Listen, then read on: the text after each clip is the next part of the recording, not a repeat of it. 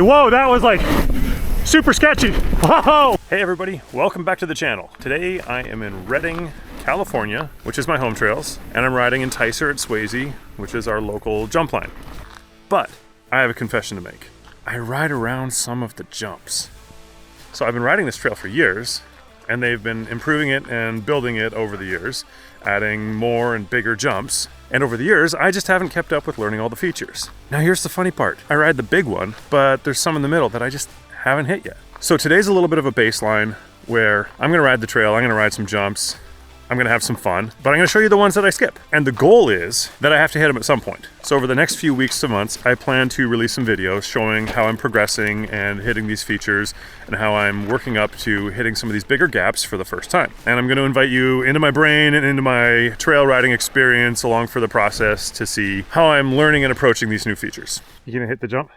Well, Jazz, you gonna hit it? So in this section, this is the first jump that I am riding around and not hitting. It's probably about 20 to 25 feet from lip to landing. I think if you hit the landing properly, you're looking at 25 to 30 feet. It's definitely not the biggest jump on the trail, but it's a hard case if you come up short. I think one of the reasons why I haven't hit this one is most of the time when I ride this trail, it's first thing in the morning and I'm riding alone, and I don't want to take the time to stop and practice a few run-ins. But the other reason is the approach. And the approach isn't terrible, but it's not a perfect straight line either. So after coming through a rhythm section, you come around and you hit this gap, which I am hitting right now, and then you carry on to that next jump, which is the one I pass around. I definitely feel like I have the skills and confidence to hit it. It's just a matter of taking the time and actually committing. And then here are the next two larger jumps that I'm riding around or not hitting properly. And the reason is you have to land with enough speed to clear these next two gaps. This one's a pretty easy double roller, probably 15 to 20 feet.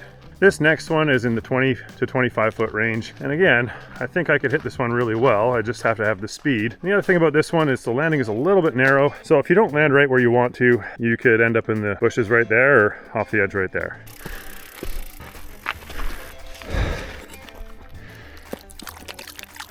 All right, well, normally I try to get out here before the sun gets up and too hot, but I've been spending so much time talking and filming that it's a little bit higher in the sky right now, so it's starting to get warm. So right now I'm gonna hit the bottom half of this trail, hit some jumps, I'll ride around those that I mentioned, and then I'll go back up to the top to walk through some more features and ride some more jumps. Now I know I said I wouldn't ride any new features today, but if you wanna see me try something new, go ahead and hit the like button right now, and I'm gonna drop in and ride this trail.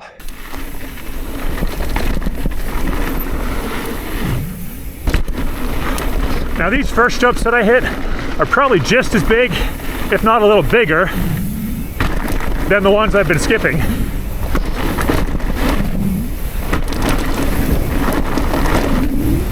It's just that I've done them before. Oh. Hard to see with the sun. Little rollers off camber. So this one, I hit straight, get on the brakes a bit so I don't case this one too bad. Skip this with a little whee, and that's what I do. Now I know I said I'd try something new if you hit the like button, so don't feel cheated. I'm gonna ride it again, so I've got another chance.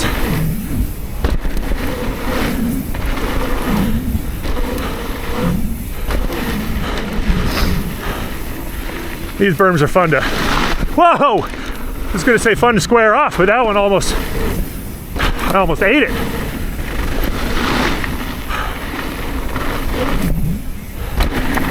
Phew, I guess dirt's getting a little bit loose.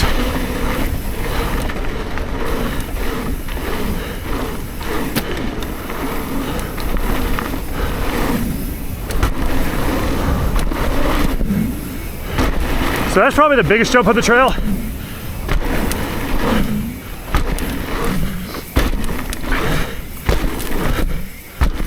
Whew, and there's our log ride.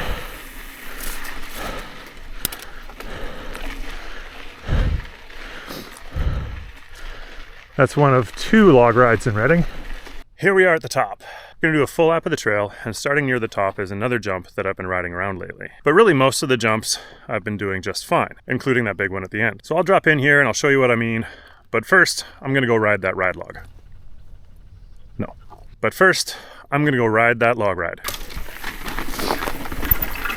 So log rides are one of my weakest skills as a rider. Oh gosh. That along with manuals probably. maybe a life goal for me should be to manual a log ride.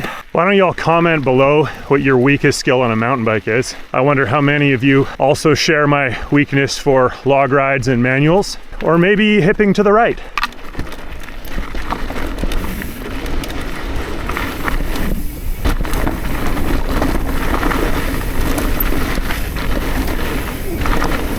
All right. This is the first one. I normally just ride around it. It's not very big. You definitely come in with enough speed.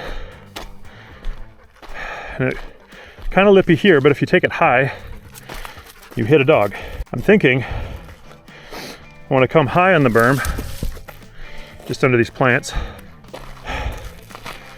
And great, hipping to the right.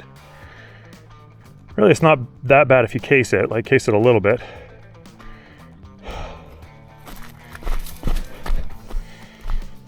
It's pretty loose on the landing. I kind of feel like you're landing off camber and you want to go that way, but the landing's going to push you that way. See, that's why I haven't done this yet. It's small, but it doesn't feel like it sets you up well for the corner in the next jump. But the trail's incomplete without it, and I can always skip it later if I've said I've done it. But now I haven't done it. Maybe this will be the feature. Maybe this will be the new one I do today. Even though I wasn't planning on it, you gotta stretch, right? You gotta try things. All right. Well, if you haven't already, hit the like button if you want me to try this jump. I'm still not sure. It feels kind of sketchy. Let's take some more run-ins. Now, obviously from here, I'm not gonna have the speed I need.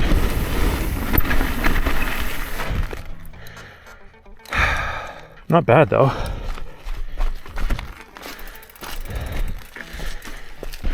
All right, hipping to the right, little pop, little twist.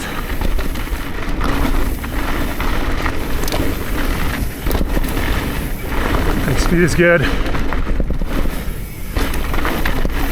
All right, not bad.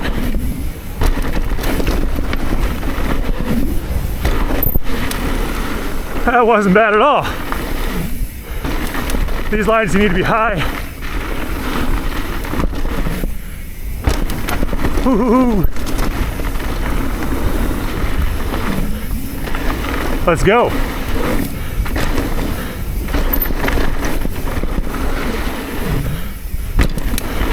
Come on.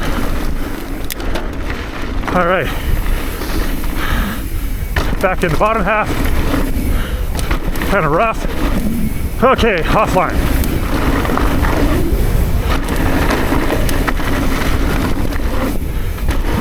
All right, not bad.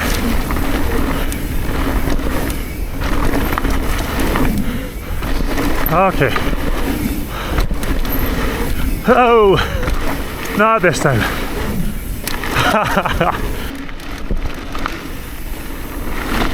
That actually wasn't bad. That was pretty chill. You know, after you do it, something new, it's scary before you do it, and then, whoops. Hopefully my camera angle's still good, I just punched it. So after you do the scary thing, it usually doesn't feel as scary.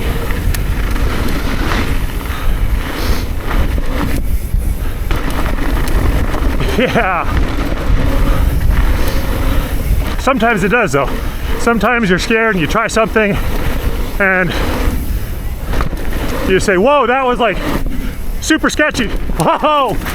Speaking of sketchy, I overstepped that really far. Oh, that was fun though. Oh, yeah. At the end of the day, you just have to do it. You know, take as many run-ins as you need, like Rémy Métailler. He has like 20 run-ins sometimes. I think the best advice I ever heard was do as many run-ins until you stop learning something, which I think is really valuable advice. Of course, it helps for me having a YouTube channel and wanting to create valuable content kind of motivates me to just get out there and do it. So on that note, if you like this video, please click below and go ahead and subscribe. Definitely more videos coming. And each time I try to do a little bit better and create something a little bit more valuable. So definitely appreciate it. And we'll catch you next time on the trails.